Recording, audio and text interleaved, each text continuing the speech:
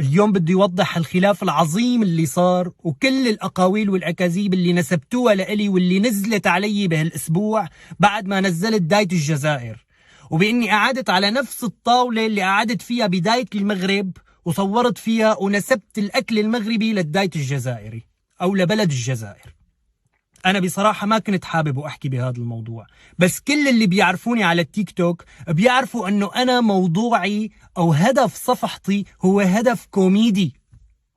أنا بصور الأكل بغض النظر شو هو هذا الأكل وبعمل عليه سكتش كوميدي. يعني بجيب الشاورما السورية وبقول عنها شاورما برازيلية، بجيب الكبة وبقول عنها الكبة الأرجنتينية. أنا بعيد كل البعد عن أي خلاف سياسي حطيتوني فيه، واللي فوتني فيه صاحب المطعم ويلي أخذ فيديوهاتي وحرف مضمونهم ليتعاطف معه الجمهور المغربي، والسبب أنه ما ذكرت اسم المطعم. أنا صفحتي إذا بتفوتوا بتشوفوها نادر ما أذكر اسم المطعم. أنا هدف صفحتي هي مو تسويق للمطاعم ودعاية للمطاعم، إلا إذا اتفق معي صاحب المطعم قال لي بدك تعمل لي دعاية لمطعمي، فوقتها أنا مجبور اكتب اسم صاحب المطعم. بس أنا هدف صفحتي مو ترويج للمطاعم، أنا هدف صفحتي هو دايت بطريقة كوميدية. بصور أكل وبعمله بطريقة الدايت وبطريقة كوميدية.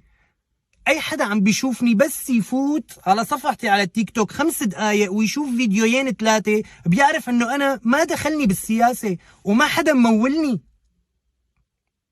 فالقصة كلها وما فيها أنه أنا قاعد بمدينة صغيرة ما فيها أي مطعم من المغرب العربي، ما فيها غير مطعم مغربي واحد، وأنا عندي جمهور كتير من الجزائر والمغرب بيقولوا لي ليش ما بتنزلنا أكلات عن المغرب والجزائر.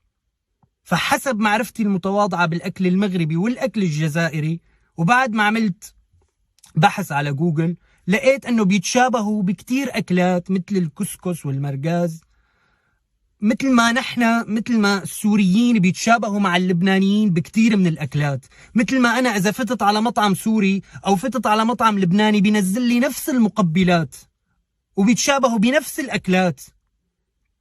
فأنا تخيلت أنه البلدين كونوا بيتشاركوا بثقافة واحدة أنه يكون عندهم أكل مشترك، أو بعرف ممكن تطلع الكسكس طعمته مختلفة بس كتصوير على الكاميرا فهو بيشبه بعضه الأكل المغربي والأكل الجزائري. فأنا ما عملت جريمة إذا أنا